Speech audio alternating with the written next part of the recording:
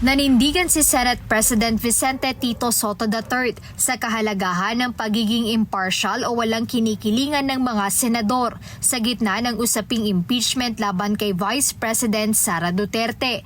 Binigyang diin ni SP Sotto na hindi dapat manaig ang pagkakampi-kampi o pakikipag-alyansa oras na maiakyat ang articles of impeachment sa Senado at mag-convince sila bilang impeachment court. I'm not comfortable with what you said na may mga kaalyado. That is showing partiality.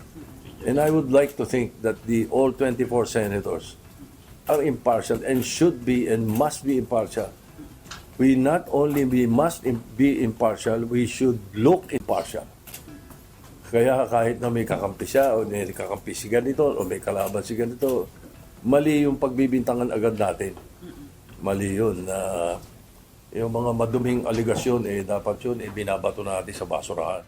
Ayon sa Senate President, kailangang nakabase sa matibay na ebidensya ang anumang desisyon ng Senator Judges o ng Senate Impeachment Court. Dapat din aniyang mabigyan ng patas na trial ang isang impeachable official. Pag dumating dito, trabaho ng Senado yun, kailangan aksyon na namin. The decision of the impeachment court must be based on proven facts. Di ba?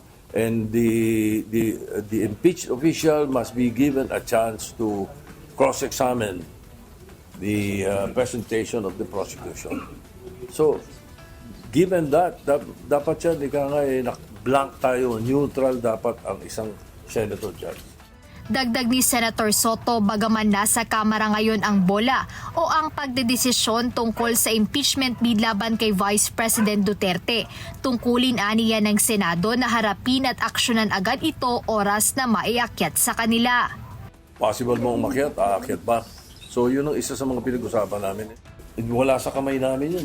It's in the hands of the House of Representatives . Kahit ayaw natin ng impeachment, pag dumating sa amin, we have to act on it.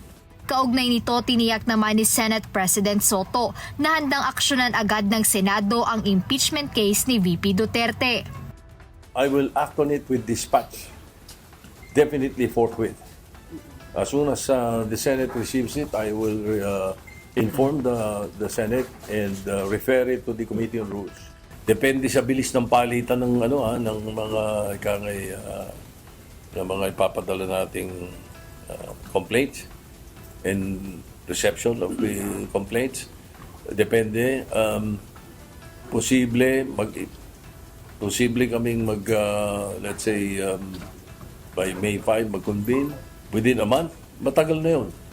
Matagal na 'yon. Ako, tingin ko mga in a matter of 2 weeks, more or less 2 weeks, siguro nakahanda na 'yon. Paglilinaw ni Senator Sotto na ang lahat ng ginagawa nila ay paghahanda lamang sakaling makarating sa kanila ang reklamong impeachment laban sa Vice Presidente. Jed Neresina, UNTV News and Rescue. Diyos ang aming sandigan, serbisyo publiko ang aming pinahahalagahan.